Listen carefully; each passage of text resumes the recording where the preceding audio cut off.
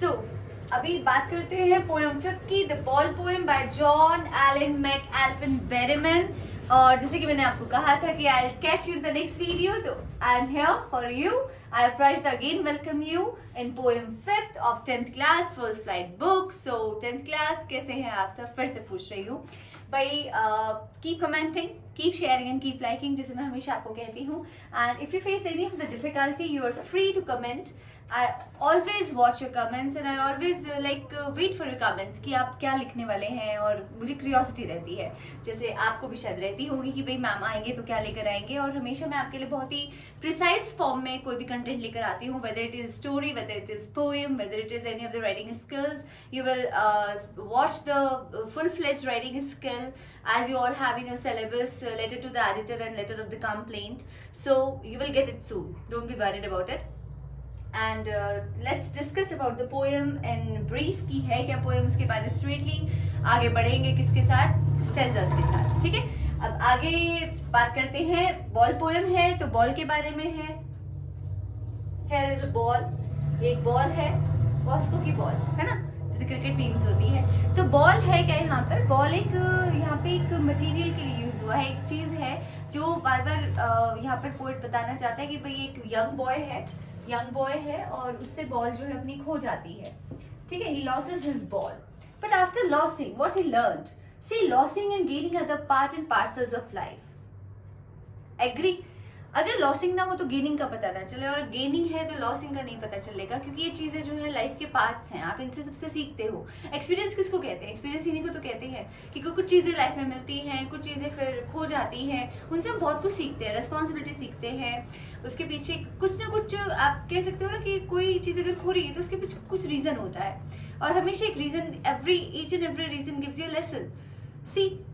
यही चीज यहाँ पर हम जो हमें पोएट हमारे John Elon Mac Alvin Berryman वो बताना चाहते हैं कि भाई losing and gaining are the part and parcels of the life, and how in this poem young boy loses his ball and after that at the last what he learned through the medium of this ball.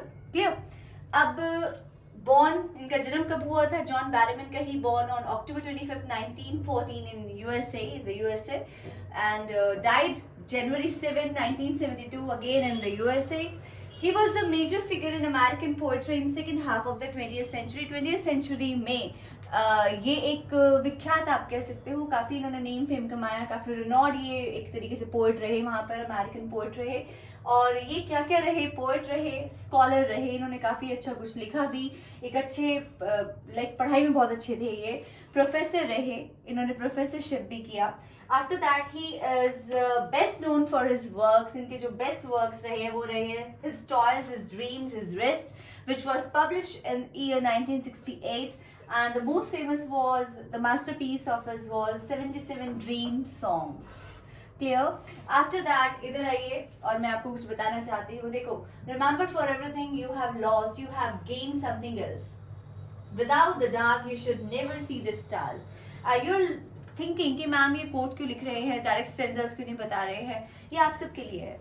देखो, अगर कोई चीज है, अगर आप कुछ खोएंगे नहीं तो आप कभी भी सीख नहीं पाएंगे कि उसका गेनिंग क्या है। हमेशा हम वैल्यू कब करते हैं किसी भी चीज की? जब कोई चीज हमारे पास नहीं होती। हमेशा में ये क्यूरियोसिटी रहती है, एक ईगरनेस रहती है, एक माइंड में रहता है, अरे ये चीज हमें मिलनी चाहिए, ये चीज हमें मिलनी चाहिए, यही है ना। Remember for everything you have lost. जब भी कभी आपने कुछ खोया है, you have gain something else. कुछ कोई चीज जा रही है तो उसके बदले में कोई चीज आ भी तो रही है। सेम ऐसे ही जैसे डार्कनेस के बिना स्टार्स आपको नहीं दिखाई देंगे, मतलब अगर डार्क नहीं होगा तो स्टार्स आप देख पाएंगे? नहीं देख पाएंगे। डे में तो, डे लाइफ में तो कभी भी स्टार्स नहीं मिलेंगे आपको देखने के लिए। तो अगर अंधेरा है तभी तो तारे हैं, और अगर लॉस है तो तभी तो गेन है। तो यही हम पढ़ने वाले हैं, और स्टैंजास पे चलते हैं आगे, ठीक है। So let us talk about this stanza. See, here we are talking about the ball poem, and the ball poem is directly related to the young boy. एक बच्चा है, एक बॉय है, यंग है, जिसकी एज हमें मेंशन नहीं करी गई है पोएम के अंदर। तो यंग है, ठीक है। अब जैसे बचपन में होता है, मैंने भी बहुत बॉल से खेला है, आपने भी सबने खेला होगा, और अक्सर जब भी कभी अब लगता है कि मौका मिलता है तो बॉल से खेलना शुरू कर देते हैं। तो ये चीज़ें ना मतलब हमारे हमसे जाती नहीं है कभी भी, मतलब हमें अब भी शौक है बॉल से खेलने का, अच्छा लगता है अपना बचपन याद करना। तो ऐसी पोएम्स पढ़ के ना कई बार ना हम नॉस्टैल्जिक हो जाते हैं, मतलब लगता है कि अरे कितनी प्यारी पोएम है ना, let's read about it, let's learn about it. So यहाँ पर जो हम बात कर रहे हैं बॉल पोएम की बात कर रहे हैं, आपके लिए मैंने एक बॉल भी बनाई है यहाँ पर, और अच्छी है देखने में, बताना कमेंट्स में कैसी है। ज़्यादा अच्छी तो नहीं है मुझे पता है, बट फिर भी कोशिश करिए आपके लिए। और स्टेंजा पे आते हैं डायरेक्ट कि जैसे एक बॉय है तो what he has lost his ball and he is feeling very sad, he is not happy, and just because he has lost something, and whenever a child loses something obviously he starts crying, he starts wailing। लेकिन यहाँ पर कुछ और ही है, कुछ और ही देखने को मिल रहा है हमें कि ऐसा उसने बॉल खो गई उससे, बचपन में वो बॉल खेलता था, जिसके साथ वो खेलता था उसकी कुछ हमारी ना कुछ अच्छी चीज़ें होती हैं। जैसे आज भी मेरे पास भी कुछ ऐसी मेमोरीज है मेरी कि वो मेरी डॉल है, या वो मेरा टी सेट है, ऐसी कुछ चीज़ें होती है ना बचपन की, छोटे छोटे मग्स या कुछ भी। आपके पास भी होंगे बहुत सारी ऐसी मेमोरीज, 10th क्लास, बॉयज़ हो गर्ल्स हो, बॉयज़ के पास अक्सर कार्स मिलती है, मुझे पता है तुम्हारा ज़्यादातर कार्स होती है, ऐसी चीज़ें, एरोप्लेन्स होते हैं, ट्रेन्स होती हैं, मतलब जिसको तुम खोल देते हो ऐसे ही पूरा, और फिर जो है फिर कहते हो कि नया ले आओ, ऐसा होता था ना, हमारे साथ भी होता था। तो यहाँ पर ना वो उसको एक अपनी बॉल से प्यार है और उसकी बॉल गुम हो जाती है। वो बॉल उसको क्या मैसेज कन्वे कर रही है, क्या उसको बताएगी, तो वो देखते हैं। अब स्टार्ट करते हैं स्टैंजा से। What is the boy now who has lost his ball? So as I mentioned earlier that here we are talking about the boy. हम बॉय की बात कर रहे हैं, कैसा बॉय है, यंग बॉय है, हम उसके बारे में बात कर रहे हैं यहाँ पर।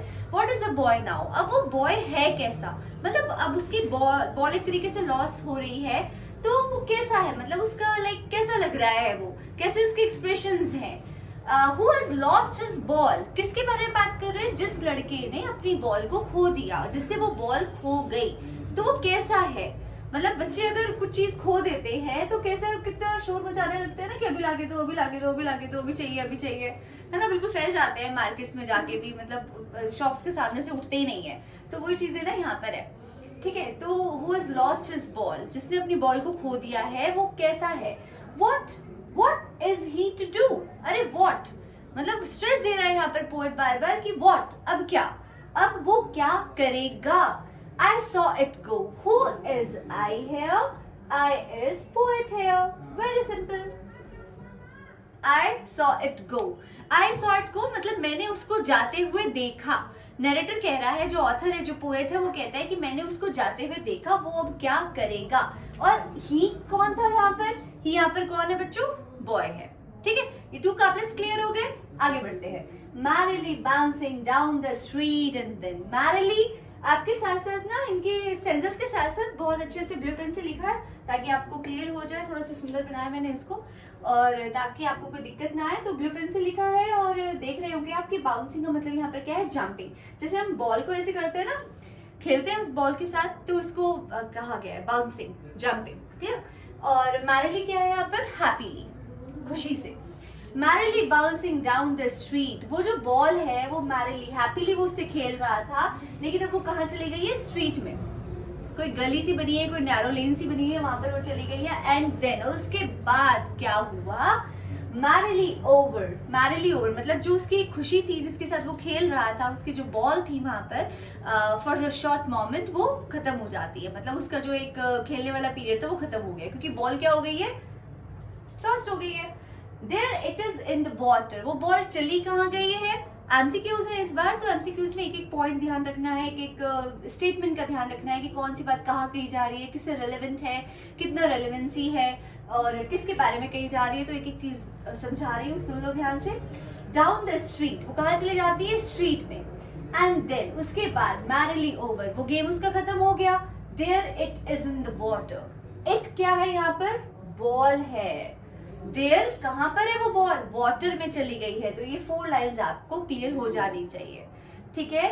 आगे बढ़ते हैं। No use to say oh there are other balls, मतलब कि अब यहाँ पे थोड़ा सा ट्विस्ट आ गया पोएम के अंदर कि अब मुझे नहीं लगता कि कोई लॉजिक है, कोई there is a logic behind saying, और देयर इज लाइक आप कह सकते हो कि उसको ये वर्थ है कहने का, कोई वैल्यू है उसको ये कहने की, आपको लगता है कि कुछ उसको कहा जाए कि भाई और भी बॉल्स है। बिकॉज ये जो पोएम है, स्टेंजा कंटिन्यू करने से पहले ये भी बता देती हूँ मैं आपको। देखो ये जो पोएम है ना, एक इमोशनल सी पोएम है। आपको यहाँ पर देखने को मिलेगा कि बॉल के साथ ना बच्चे का एक इमोशनल अटैचमेंट है। हमारी चीजों के साथ ना हम इमोशनली अटैच हो जाते हैं, होते हैं ना, मतलब हमारी जो बिलोंगिंग्स होती है, जिस पे हमारा लाइक हमारी जो पॉजिटिव चीजें होती हैं, हम उसको बहुत अटैचमेंट रखते हैं उसके साथ। ये मेरी चीज है, ये मेरा पेन है, या ये मुझे गिफ्ट में मिला था, ये मेरे फादर ने मुझे दिया था, अरे मेरी रिस्ट वॉच है। चाहे आपको कुछ भी मिल जाए, उससे बहुत बढ़िया भी मिल जाए, उससे बहुत अच्छी चीज भी मिल जाए, लेकिन आप ना वो चीज हमेशा एक तरीके से अपने पास रखते हो, क्योंकि आपकी फीलिंग्स उसके साथ जुड़ी होती है। जिसने आपको गिफ्ट किया है, आपके एल्डर्स हैं, ब्रदर है, फ्रेंड्स है, व्हाटएवर, तो आपकी कहीं ना कहीं उनसे अटैचमेंट होती है। ऐसे इस बच्चे की भी अटैचमेंट है कि मतलब बॉल मार्केट में हजारों है, लेकिन जो वो बॉल जो गुम हो गई है, जो उसके बचपन की बॉल थी, तो वो कभी मिल पाएगी उसको? कोई अगर चीज गुम हो जाती है वो वापस कभी नहीं आती, सेम फॉर्म में, सेम शेप में वापस नहीं आती। सेम फॉर्म या सेम शेप यहाँ पर मैथमेटिकल फॉर्म्स नहीं है। यहाँ पर क्या है कि मतलब जो एक अटैचमेंट है उन सब चीजों से, वो कभी वापस नहीं आएगा। चीजें बहुत मिलेंगी, बहुत सुंदर मिलेंगी, उससे अच्छी भी मिल सकती है अनडाउटली, लेकिन वो चीज तो नहीं आएगी ना जो आपकी चली गई है। तो यही पोएम में बताया गया है कि भाई ये लाइफ में ना बहुत आपके बहुत ऐसे फेजेस आएंगे when you will came across a situation where you will loss the things and side by side you will gain the thing, but for a while, for a short period, for a short moment you will realise the pain. आपको लगेगा कि अरे कितना painful है, कितना grief है, कितना sadness है, वो चीज मेरे पास नहीं है। But after with the passage of time everything heels. धीरे धीरे धीरे धीरे जब बड़े हो जाते हैं तो वैल्यू पता चलती है कि अरे ये चीजें तो सिर्फ एक तरीके से मेटलिस्टिक चीजें हैं, है ना। तो यहाँ पर हम आगे बढ़ते हैं। नो यूज टू से, poet stresses here, poet is laying emphasis on the statement there is no use to say। बिल्कुल भी कहने का कोई मतलब ही नहीं बनता। oh there are other balls, अरे भाई और भी बॉल है, उनसे खेल लो। बट उसको तो वही वाली बॉल चाहिए जो जिससे वो खेल चुका है, जिससे वो खेल रहा है, जिसकी वो जो वो बॉल उससे गुम हो गई है।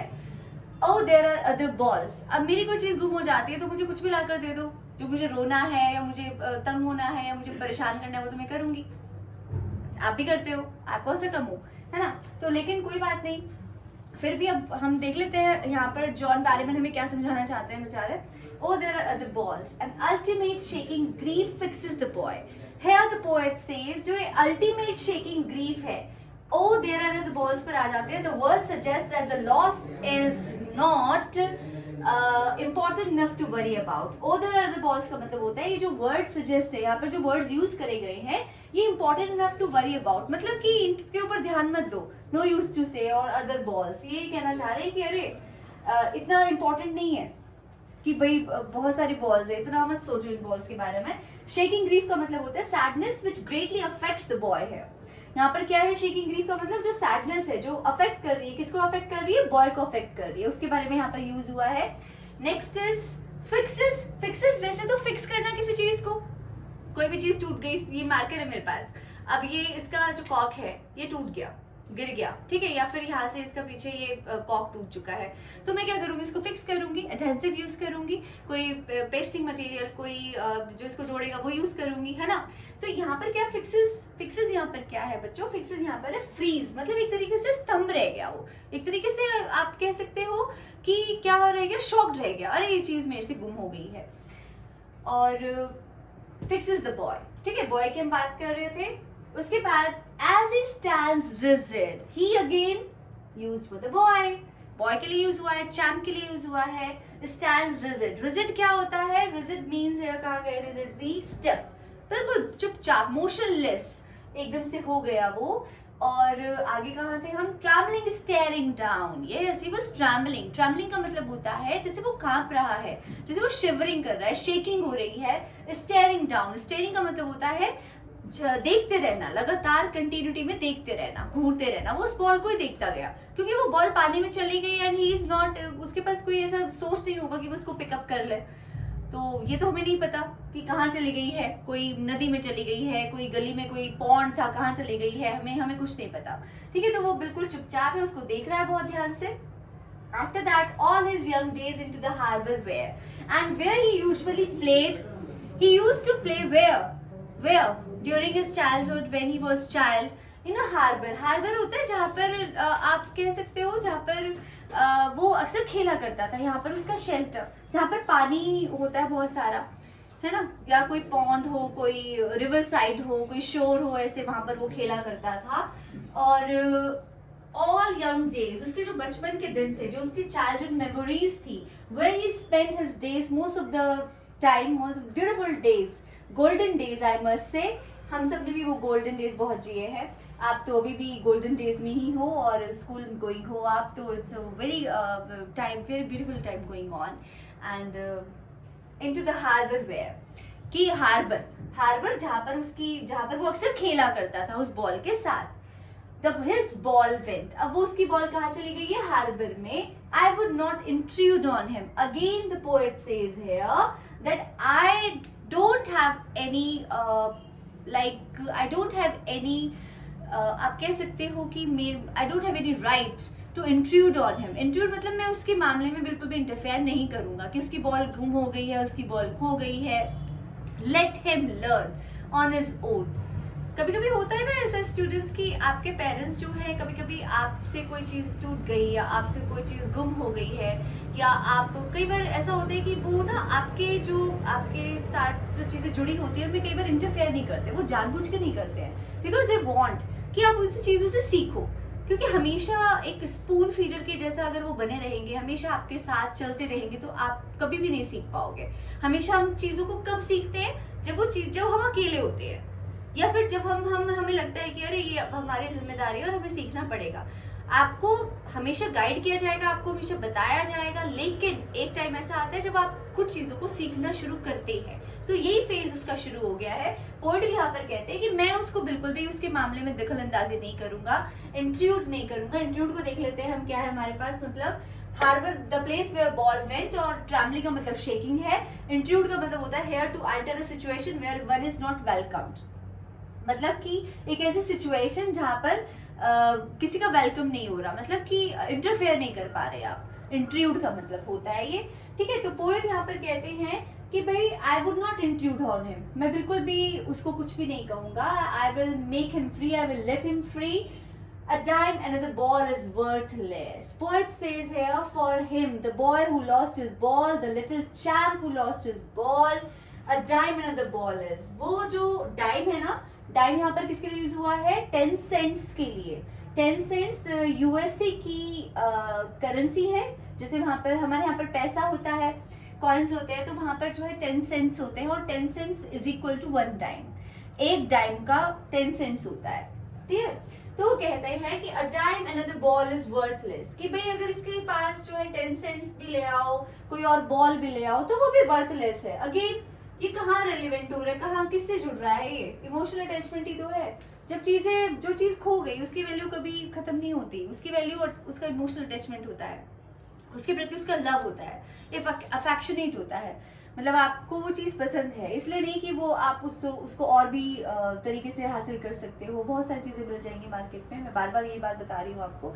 लेकिन जो चीज़ आपको मिल गई ना, जिससे आपको एक तरीके से अटैचमेंट हो गया, भाई हो गया, उसकी मेमोरीज अलग ही होती है। बचपन में कुछ चीज़ें खरीदी होती है तो उनकी मेमोरीज अलग ही हैं, तभी हम जो है उनको बड़े प्यार से रखते हैं हमेशा। और को अगर गलती से भी वो टूट जाती हैं या नोइंगली अननोइंगली वो हमसे खो जाती हैं, है ना, तो कितना दुख होता है। बट फिर धीरे धीरे लाइफ है, ये लाइफ में ऐसी चीज़ें बहुत आती है। अभी तो वो सिर्फ खेल खिलौनों तक है, उसके बाद जो है life is full of struggle. तो ऐसे नहीं कहा, ऐसी चीजें हैं, जब तक आप चीजों को खोएंगे नहीं तो आप कभी भी जो है स्ट्रगल का मतलब ही आपको पता नहीं चलेगा। अब कहते हैं ना, failures are the pillar of success. अगर गलतियां नहीं करोगे तो सीखोगे कैसे? तो ये वही चीज है कि भाई अगर कुछ खोगे नहीं तो पाओगे कैसे, और गलती नहीं करोगे तो परफेक्शन कैसे आएगा? तभी तो कहते हैं practice makes a man perfect. Are you getting me? तो ये कुछ फ्रेजेस, ये कुछ कोट्स जो बनी है गलत नहीं बनी। और आगे बढ़ते हैं। Another ball is worthless. ना वर्थलेस होता है जिसकी वैल्यू ना हो, मतलब कोई वैल्यू ही नहीं है।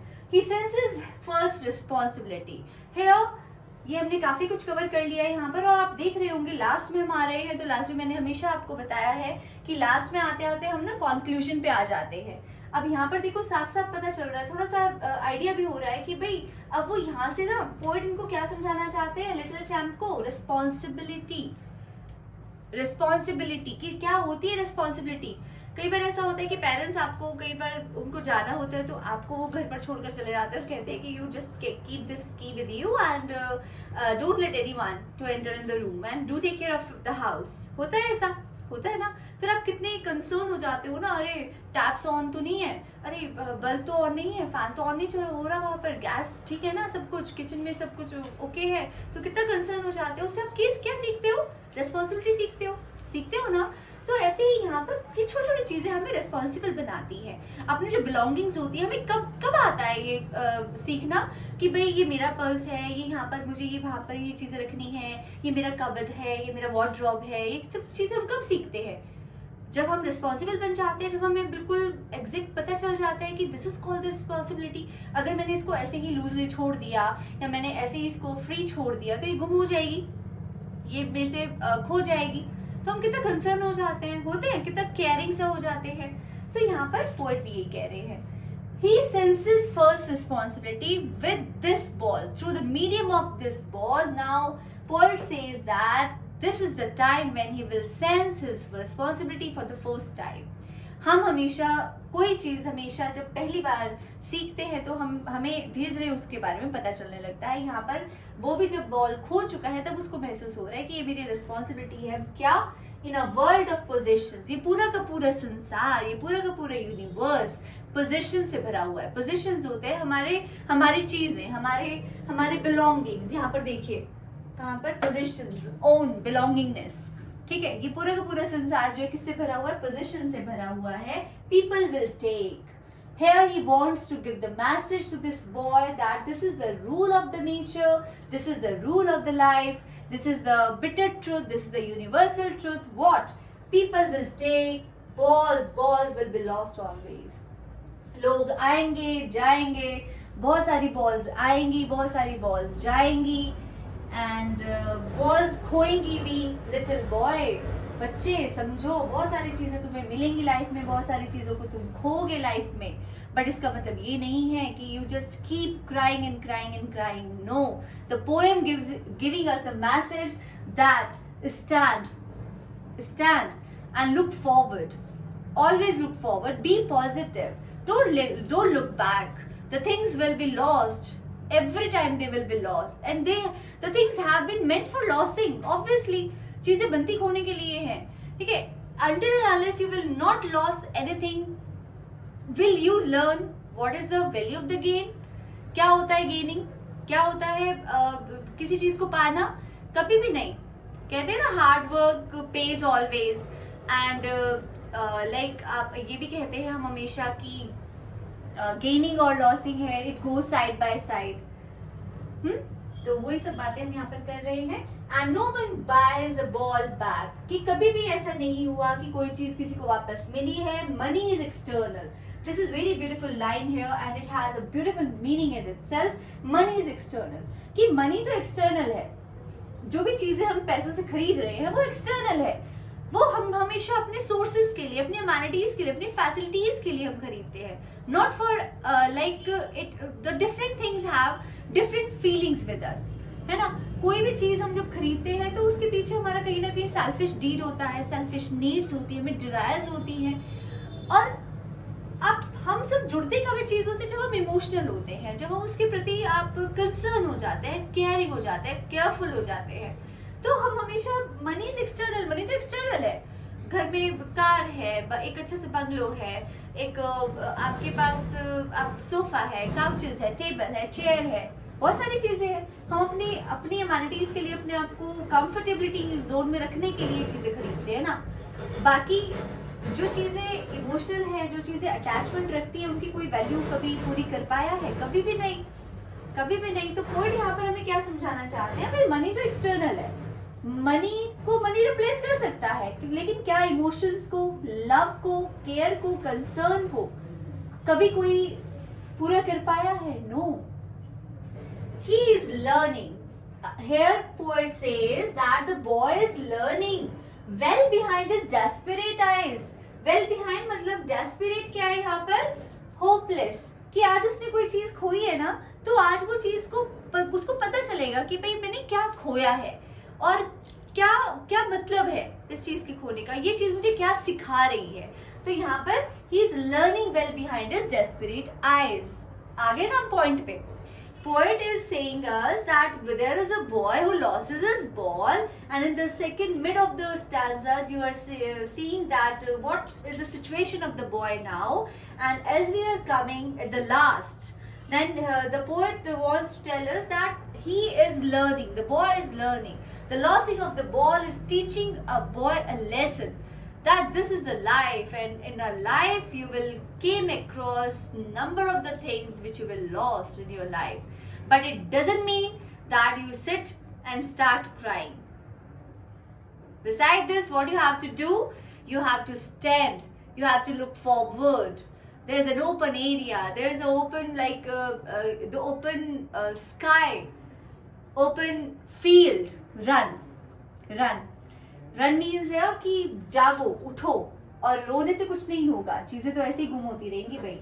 After that the epistemology of loss. Epistemology of loss का मतलब होता है बच्चों understand the nature of loss, कि यहाँ पर ये जो एपिस्टेमोलॉजी वर्ड लिया गया है वो ग्रीक से लिया गया है। ग्रीक वर्ड है एपिस्टेम, और जिसका मतलब होता है टू नो या टू अंडरस्टैंड, एक नॉलेज मतलब एक कुछ समझना, कुछ जानना, और एक नॉलेज के लिए यूज हुआ है यहाँ पर द नॉलेज ऑफ लॉस, कि अगर टू स्टैंड अप, कि मतलब जागो, उठो, रो मत, परेशान मत हो, ग्रीफ में मत रहो और सैड मत हो। एपिस्टेमोलॉजी ऑफ लॉस को समझो, हाउ टू स्टैंड अप, अब तुम्हें उठना है, knowing what every man must one day know. Poet says है कि ये सबके साथ होता है, ऐसा नहीं है, हर किसी की कोई ना कोई चीज खोती है, हर किसी को कुछ ना कुछ मिलता है। Knowing what every man must one day know, और पोएट अपील्स है कि ये सबको जानना चाहिए। And most know many days how to stand up, और कुछ ऐसे भी लोग हैं जिनको ऑलरेडी पता भी है कि लॉसिंग और गेनिंग जो है साइड बाय साइड चलते हैं, पार्ट एंड पार्सल्स है, दोनों जो है हैंड टू हैंड रहते हैं। तो ये तो एक तरीके से एक दूसरे से अलग रह ही नहीं सकते। लॉसिंग है तो गेनिंग है, गेनिंग है तो लॉसिंग है। Knowing what everyone must one day know, and most know many days how to stand up. और बहुत से लोगों ने ये मैसेज सीखा है, बहुत से लोगों ने ये बातें सीखी है लाइफ में, कि जैसे ये बच्चा सिखा रहे हैं यहाँ पर, ये जॉन एलन मैक एल्पिन सिखाना चाहते हैं कि भाई बॉल खो गई तो रोना नहीं है, उठो और सीखो। तो this is all about the stanzas. ये बहुत अच्छे से मैंने आपको स्टैंजा यहाँ पर बताई दिया है, and these all are the word meanings which I have underlined and which I have decide for you here. And यहाँ पर अगर मैं बात करूँ तो जो बॉल पोएम है, ये बॉल पोएम कैसी पोएम है? इंटरेस्टिंग है, इंटरेस्टिंग तो है, बॉल के लिए है ना। मीनिंगफुल है, मीनिंगफुल का मतलब होता है कि इसके अंदर कुछ ना कुछ मीनिंग है, बिल्कुल है मीनिंग। इसने हमें क्या सिखाया है कि लॉसिंग गेनिंग क्या होता है, और उठो और उससे सीखो। हमेशा लाइफ में बहुत सारी चीजें आएंगी, अभी तो सिर्फ बॉल है, पता नहीं क्या क्या आता है लाइफ पे। और उसके बाद सिंबॉलिक क्या होता है कि कहीं ना कहीं ये चीजों को सिंबलाइज कर रही है, सिंबलाइज, ठीक है। सिंबलाइज कैसे कर रही है कि यहाँ पर अगर हम बात देखते हैं कि oh there are other ball, symbolise कर रही है। अ टाइम वाला लाइन कहाँ गया? Another ball is worthless now, symbolise कर रही है ना बहुत सारी चीजों को। तो यहाँ पर जो है इसको सिंबॉलिक पोएम भी कहा गया है, इसको मीनिंगफुल पोएम भी कहा गया है, और it is a very interesting poem as well. तो आगे चलते हैं, पोएटिक डिवाइसेस पढ़ते हैं और जानते हैं क्या है पोएटिक डिवाइसेस में, क्या छुपा हुआ है। So let us talk about poetic devices. अब देखो पोएटिक डिवाइसेस पर चलते हैं, हाँ देखते हैं कि पोएम के अंदर पोएटिक डिवाइसेस हैं क्या, और क्या छुपा है पोएटिक डिवाइसेस में। हर एक पोएम में पोएटिक डिवाइसेस होती है, लिटरेरी डिवाइसेस होती है ना। तो देख लेते हैं क्या है। आप देखो, अगर स्टार्ट करते हैं एलिटरेशन से, ठीक है।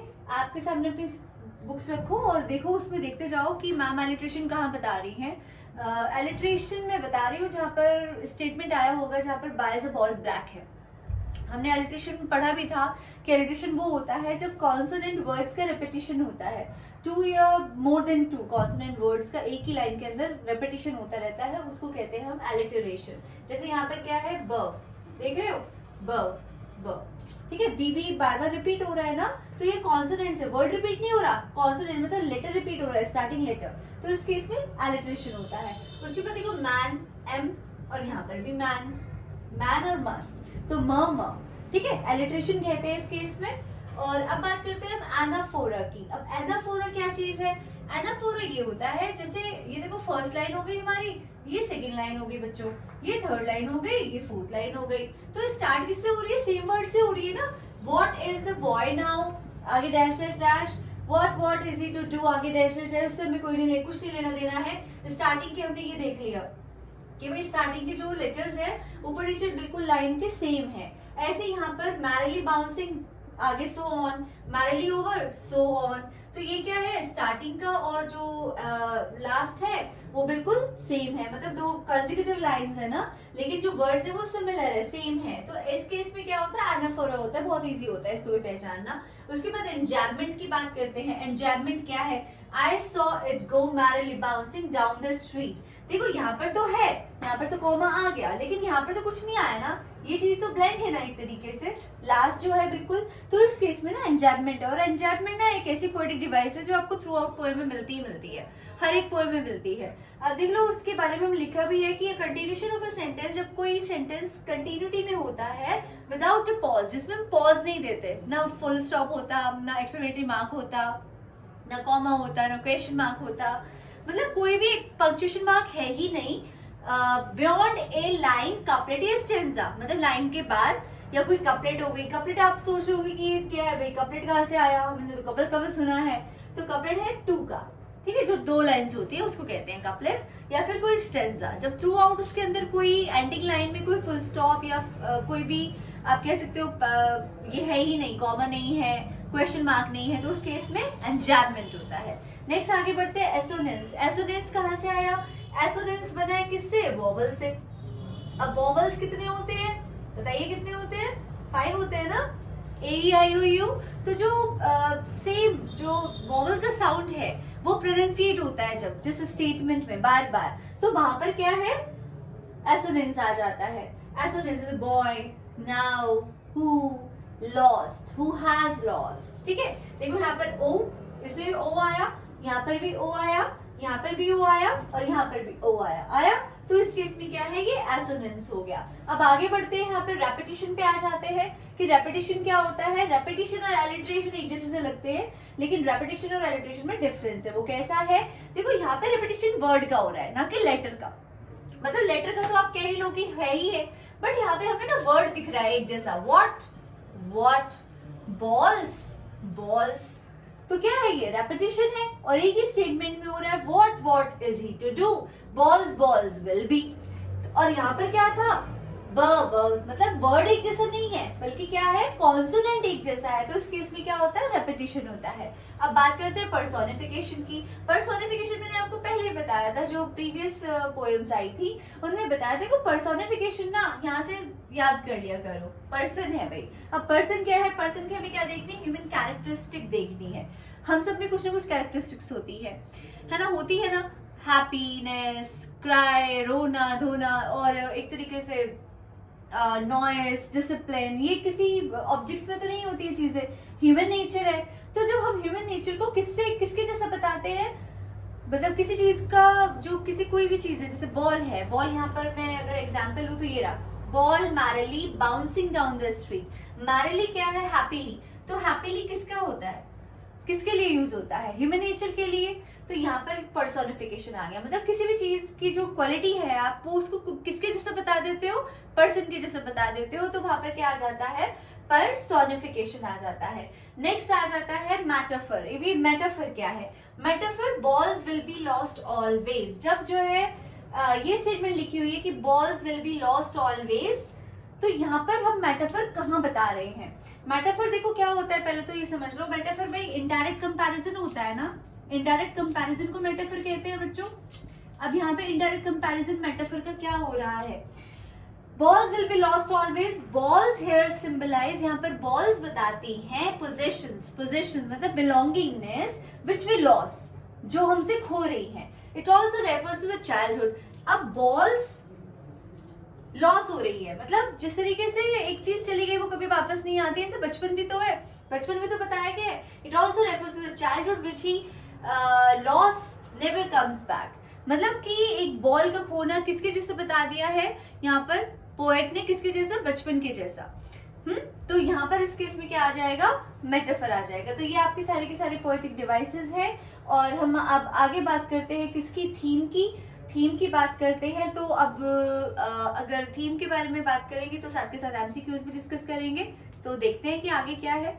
ओके, अब हम बात करते हैं किसकी, सेंट्रल आइडिया की, थीम की, मैसेज की, और उसके बाद हम बात करेंगे एमसीक्यूज की। बहुत सारे एमसीक्यूज आपके लिए लेकर आई हूँ जो सीबीएसई में अभी जो लॉन्च हुआ है, सीबीएसई का सैंपल पेपर डेली हो रहे हैं। तो जो नई नई चीज़ें हैं और जो करंट से क्वेश्चंस हैं बिल्कुल, और जो आपको होपफुली एग्जाम से मिलने के वाले हैं, ताकि आपका बिल्कुल कॉन्सेप्ट क्लियर हो जाए, आपको कोई भी दिक्कत फेस ना करनी पड़े। ठीक है कि, और आपको मालूम भी हो जाएगी कोई पोएम में कैसे क्वेश्चंस आते हैं बच्चों।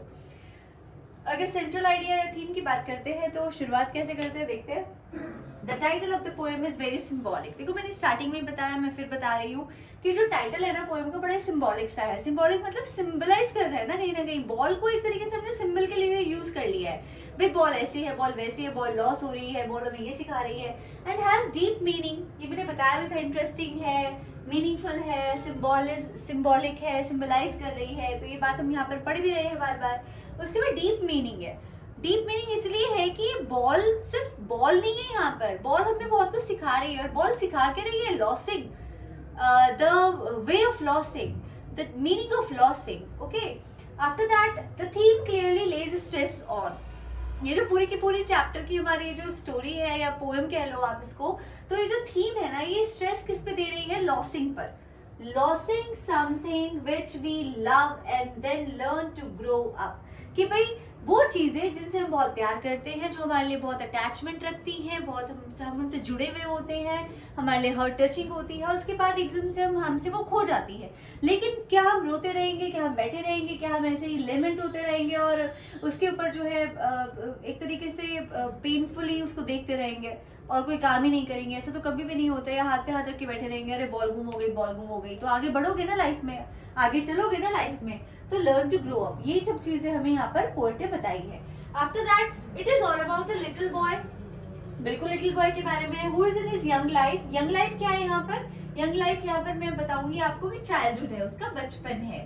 ठीक है, फॉर द फर्स्ट टाइम, पहली बार इज लर्निंग टू एक्सपीरियंस, वो एक्सपीरियंस कर रहा है पहली बार after the loss of his beloved position. Beloved position किसके लिए यूज हुआ है, बॉल के लिए। बिलवड होता है जिससे वो बहुत ज्यादा प्यार करता है, जिससे बहुत ज्यादा अटैच्ड है, जो उसकी पसंदीदा है, फेवरेट है, बॉल। या आप कह सकते हो कि जब भी वो कभी फ्री होता है तो वो बॉल से खेलता है। बच्चों की खुशियां इन सब खिलौनों में ही होती है, आप सबकी भी, हम सबकी भी ऐसी था। और उसके बाद विच इज हिज बॉल। ठीक है, Hence we should learn to face such a situation। यहाँ पर पोएट में ये बताना चाहते हैं कि देखो इन सब चीजों से ना हमें सीखना चाहिए। ये सिचुएशंस होती हैं, कुछ ऑब्स्टिकल्स आएंगे तभी तो पता चलेगा। रास्ते अगर हमेशा सही रहे तो मंजिल जो हमारी है उसमें सफर में इतना मजा नहीं आता अगर बिल्कुल स्मूथ है। जब धीरे धीरे पता चलता है ना, मेहनत करके कहीं जाते हैं कि भाई इतने रास्ता इतना खराब था फिर भी हम वहां पर पहुंचे, उसकी बात अलग ही होती है, किसी को बताने की भी और अपने आप फील करने की भी, है ना। और अगर रास्ते बिल्कुल साफ है, सुथरे हैं और ऐसे ही निकलते चले जाए तो वो मजा नहीं आएगा जो एक ऑब्स्टिकल्स, हार्डशिप्स फेस करने के बाद आपको आएगा। तो यहाँ पर भी यही है कि भी सिचुएशन जो होती है ना, सिचुएशन लाइफ में ऐसी आती है और वो हमें क्या सिखाती है कि मूव ऑन, बढ़ते जाओ बढ़ते जाओ। इन द लाइफ में we will loss many things, हम बहुत सारी चीजों को खोएंगे। इन द अपकमिंग फ्यूचर, ऐसा फ्यूचर में भी होगा, ऐसा पास्ट में भी हुआ था, ऐसा प्रेजेंट में भी हो रहा है। बहुत सारी चीजें खोएंगी, बहुत सारी चीजें आप खोगे। So we should learn to move on. इसलिए हमें पोएट कहते हैं कि हमें हमेशा जो है बिल्कुल डिटर्मिन होना चाहिए, बिल्कुल हिम्मत रखनी चाहिए, करेजियस होना चाहिए, ब्रेव होना चाहिए और रोते नहीं रहना चाहिए। मतलब कि जैसे ये बॉय यहाँ पर हेल्पलेस दिखाया है पोएम के अंदर, सैड दिखाया है, डिप्रेस दिखाया है, डिसअपॉइंटेड दिखाया है, लेकिन लास्ट में क्या है कि वो सीख जाता है कि भाई मेरा एक्सपीरियंस है, अगर चीजें खोएंगी नहीं तो मुझे मालूम नहीं पड़ेगा। ऐसे ही यहाँ पर हम सबको भी जो है बिल्कुल भी थकना नहीं है, हारना नहीं है और पीछे मुड़ के नहीं देखना। आगे फ्यूचर बहुत ज्यादा वाइड है, बहुत ज्यादा ब्यूटीफुल है, बहुत ज्यादा चार्मिंग है, आपके लिए बहुत ज्यादा अपॉर्चुनिटीज लेकर आएगा। ना जाने आप जो चीजें खो चुके हो उनको आप कभी याद भी नहीं करोगे, है ना, रोओगे नहीं, खुश रहोगे हमेशा। तो we should learn to move on, हमें आगे बढ़ते रहना चाहिए, लुक फॉरवर्ड, हमेशा आगे देखो, for the better future rather making ourselves depressed, कि हमेशा आगे देखते रहो, बेटर फ्यूचर आपकी वेट कर रहा है, और बजाय इसके कि आप जो है चुपचाप बैठे रहो, ऐसे चुपचाप रोते रहो, उससे कुछ भी नहीं होगा। तो see this is all about the theme या मैसेज आप कह सकते हो। और ये पूरा का पूरा समराइजेशन, एक तरीके से ब्रीफ समराइजेशन है पोएम का, कि पोएट यहाँ पर क्या कहना चाहते हैं। अब हम बात करेंगे किसकी, डायरेक्टली एमसीक्यूज की, जो एग्जाम में जो मल्टीपल चॉइस क्वेश्चंस आ रहे हैं वो किस तरीके से आएंगे, कैसे क्वेश्चंस पुट ऑन किए जा रहे हैं। तो आगे बात करते हैं, बढ़ते हैं आगे। अब बात करते हैं किसकी, एमसीक्यूज की, मल्टीपल चॉइस क्वेश्चंस हैं, और सैम्पल पेपर्स में बहुत सारे क्वेश्चंस इस तरीके से आ रहे हैं। तो आपके लिए लेकर आई हूँ कि आपको कोई प्रॉब्लम ना हो, आप किस तरीके से क्वेश्चंस को अटेम्प्ट करेंगे। ये सारे के सारे क्वेश्चंस जो है 4 क्वेश्चंस हैं यहाँ पर, और ये वही क्वेश्चंस हैं जो सैम्पल पेपर्स में मोस्ट ऑफनली देखने को मिल रहे हैं, चाहे ओसवाल का सैम्पल पेपर है, चाहे वो एवरग्रीन का है, चाहे वो अरिहंत का है, वही घूम फिर कर वही चीजें आ रही हैं। तो देख लेते हैं कि क्वेश्चंस के अंदर है क्या। देखिए फर्स्ट क्वेश्चन क्या है, why is money called external. अब पोएम में जिक्र आया था ना कि मनी एक्सटर्नल है, why is money called external. We need to earn money through hard work। Hard work की तो कोई बात ही नहीं करी हमने, तो साफ साफ पता चल रहा है। आपको लगता होगा कि भाई कैसे आइडेंटिफाई करते हैं कि ये टिक ये सही है या ये गलत है। तो देखो यहाँ पर हमने कभी हार्डवर्क की कोई बात करी, पोएम के अंदर कोई भी हार्डवर्क की बात नहीं है बच्चों। उसके बाद we can replace the lost things with its help.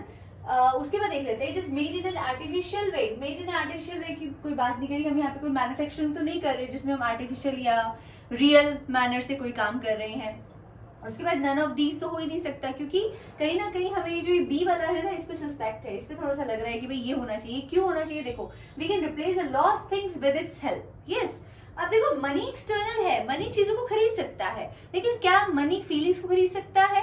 क्या मनी उसके पीछे जो एक लव है, अफेक्शन है, उसको खरीद सकता है? आपने देखा है कभी कोई भी आपको गिफ्ट मिलता है, कोई भी प्रेजेंट मिलता है, तो आप उसको कैसे काउंट अप करते हो कि भाई कितना महंगा तोहफा है, या कैसे काउंट अप करते हो? उसके पीछे की फीलिंग्स हमेशा देखनी चाहिए, हमेशा, है ना। आपको बहुत प्यारे प्यारे गिफ्ट्स मिल सकते हैं, बहुत अच्छे अच्छे एक्सपेंसिव गिफ्ट्स मिल सकते हैं, लेकिन जो फीलिंग होती है ना वो प्राइसलेस होती है भाई। उसका कोई प्राइस नहीं होता, उसका कोई मोल नहीं है, उसकी कोई कीमत नहीं है। तो यहाँ पर भी ना पोएट हमें यही कह रहे हैं कि we can replace the lost things with its help, कि हाँ बॉल बहुत सारी आ सकती है, जैसे उसने बताया भी था कि डाइम यूज हुआ था कि 10 सेंट्स में तो बहुत सारी बॉल आ जाएंगी, बट हमें बॉल दूसरी नहीं चाहिए, हमें वही वाली बॉल चाहिए उसी फीलिंग के साथ, वो तो वापस नहीं आएगी। नेक्स्ट है, what does the phrase epistemology of lost refers to. Epistemology मैंने आपको बताया था कि क्या होता है, नॉलेज होती है, ग्रीक वर्ड से लिया गया एपिस्टेमी, EPISTEME, और उसका मतलब होता है knowledge, to know, to understand. तो यहाँ पर क्या है, loss of worldly things, loss of relationships, बिल्कुल भी नहीं। The knowledge of how to stand up against the sense of lost things, साफ साफ पता चल रहा है। ऑल ऑफ देम नहीं आएगा, ऑल ऑफ देम जब आता है, जब 4 के 4 या 3 के 3 जो ऑप्शंस हैं आपके, वो बिल्कुल कहीं ना कहीं रेलेवेंट होते हैं, बिल्कुल रिलेटेड होते हैं, एनसीईआरटी में एज इट इज दिया हुआ है, जो मैनर है क्वेश्चन का उसको फुलफिल कर रहे हैं। तो यहाँ पर इसका आंसर क्या है, थर्ड है। नेक्स्ट पर आते हैं, why does an ultimate shaking grief fixes the boy. जो अल्टीमेट शेकिंग ग्रीफ था, अल्टीमेट का मतलब बताया था आपको मैंने, क्या होता है अल्टीमेट, फाइनल होता है, मैक्सिमम लिमिट, और शेकिंग का मतलब क्या होता है, ट्रैम्बलिंग, शिवरिंग। ग्रीफ क्या होता है, pain. Fixes the boy, fixes का मतलब यहाँ पर क्या था, फ्रीज कर देना, एक तरीके से मोशनलेस कर देना, मतलब बिल्कुल भी आपका मोशन है ही नहीं, बिल्कुल स्तंभ सा कर देना, शॉक कर देना। He lost his ball in the water. He lost his childhood memories along with the ball. He is scared of his mother's reaction. या none of these, ये नहीं आएगा, ये नहीं आएगा, मदर की कोई बात नहीं हो रही, none of these नहीं आ सकता, क्योंकि एक चीज ये क्रॉस हो ही गया है। उसके बाद he lost his ball in the water। Next को पढ़ते हैं, he lost his childhood memories। उस बॉल के साथ उसका क्या था, उससे क्या जुड़ी हुई थी, मेमोरीज जुड़ी हुई थी। तो स्ट्रॉन्ग जो एम्फेसिस है, मतलब देखो ये भी सही है एक तरीके से, हमने इसके बारे में पढ़ा है, हम इसको ये नहीं कहेंगे कि भाई ये तुम सही नहीं हो, है ये सही, बट यहाँ पर ये सारा जो सेकंड पार्ट है, जो बी है, वो क्लियर कर रहा है ना कि उसकी चाइल्डहुड मेमोरीज भी बॉल के साथ चली जाती हैं। मतलब जो अगर कोई चीज चली गई है आपसे, तो बहुत कुछ लेकर चली जाती है आपसे, ऐसे ही। तो इसका ऑप्शन क्या होगा, बी होगा। अब आ जाते हैं यहाँ पर, name the literary device used in merrily bouncing down the street, and then after that merrily over there it is in the water. अब देखो साफ साफ पता चल रहा है, मैरिली यहाँ पर आया, मैरिली यहाँ पर आया, क्या है ये, क्या है, सिमिली है, सिमिली में तो एज और लाइक आता है। और एलिटरेशन है, एलिटरेशन में अगर, हाँ एलिटरेशन तब हो सकता था अगर एक ही स्टेटमेंट में, एक ही लाइन में, इस तरीके से जो लाइन जा रही है उसमें जो है एक जैसे अल्फाबेट्स बार बार यूज हो जाते। और रेपिटिशन, रेपिटिशन तब होता अगर वर्ड जो है एक ही लाइन में चलता रहता। मैरिली एक बार आ गया है उसके बाद फिर आ जाता, लेकिन आप देखो ना ध्यान से, कंसेक्यूटिव लाइन से, एक लाइन यहाँ पर है तो एक लाइन यहाँ पर है, तो क्या है ये, एनाफोरा का केस है ना। मैरिली एक स्टेटमेंट किससे शुरू हो रही है, मैरिली से, ये स्टेटमेंट भी किससे शुरू हो रही है, मैरिली से, तो एनाफोरा बताया था ना कंसेक्यूटिव लाइंस में आता है, जब बिल्कुल फर्स्ट और सेकंड लाइन जो है, जो स्टार्टिंग वर्ड्स है वो बिल्कुल एक जैसे होते हैं। तो ये आपके एमसीक्यूज हैं। और अब जाते जाते आपके लिए एक छोटी सी कोट लेकर आई हूँ आपको कुछ बताने के लिए। देखो कोट है क्या, Remember, for everything you have lost, you have gained something else. Without the dark, you should never see the stars. Poem का जो एक तरीके से एक बेस है, या आप कह सकते हो एंड है, वो यहाँ पर एक कोट के हेल्प से मैंने आपको समझाने की कोशिश करी है क्या कि हमेशा याद रखो कि चीज़ें तो गुम होएंगी, चीज़ें खोएंगी, और आप जब जब कुछ चीज़ें खोएंगी तो आप बहुत कुछ सीखेंगे, आप बहुत कुछ उससे गेन करेंगे, क्योंकि खोना पाना साथ साथ चलता है, जैसे रात दिन है ना, रात दिन, और आप कह सकते हो कि गोरा काला, ये सब चीज़ें ना साथ साथ चलते हैं, खाना पीना। तो remember for everything you have lost you have gain, और ऐसे ही खोना, खोना पाना। तो जब जब आप कोई चीज़ खोएंगे तब तक आपको कोई ना कोई चीज़ मिलेगी। बिकॉज क्या है ऐसा, without the dark you should never see the stars. Because students, अगर डार्कनेस नहीं होगा तो आप स्टार्स की जो ट्विंकलिंग होती है उसको कभी देख पाते हो? डे लाइट में कभी स्टार्स देखे हैं आपने निकले हुए? नहीं ना। आप उसके ट्विंकलिंग को कभी भी जो है फील नहीं कर पाओगे, कभी उसकी ब्यूटी से आप जो है एक तरीके से फैसिनेट नहीं हो पाओगे। तो रात है तो तारे हैं, और अगर खोना है तो तभी पाना है। इसका मतलब ये हुआ कि लाइफ में बहुत सारे ऑब्स्टिकल्स आते हैं, बहुत सारी हार्डशिप्स आती हैं, उनसे हमें कभी भी नहीं हारना चाहिए। हमेशा जो है मजबूत बनकर और हमेशा एक ब्रेवनेस के साथ उन सब चीज़ों को फेस करो, लाइफ में आगे बढ़ो, क्योंकि लाइफ आपके लिए बहुत कुछ लेकर आती है। एक ओपन एरिया है, एक ओपन मैदान है, और आप बिल्कुल लिबरल हैं, आज़ाद हैं, आपके पास राइट है, अपनी एजुकेशन का राइट है आपके पास, अपनी वॉइस को आगे रखने का राइट है आपके पास। और ऐसे ही बढ़ते जाइए, पढ़ते जाइए, और पोएम आपको समझ में आ ही गई होगी। तो और जब भी आपकी क्वेरीज हैं, put it in comment box. I every time wait for your comments, and like share, फैला दो इस वीडियो को जितना हो सके। टेक केयर, गुड बाय, और अपनी तबीयत का ध्यान रखिए, अपनी सेहत का ध्यान रखिए। बाय।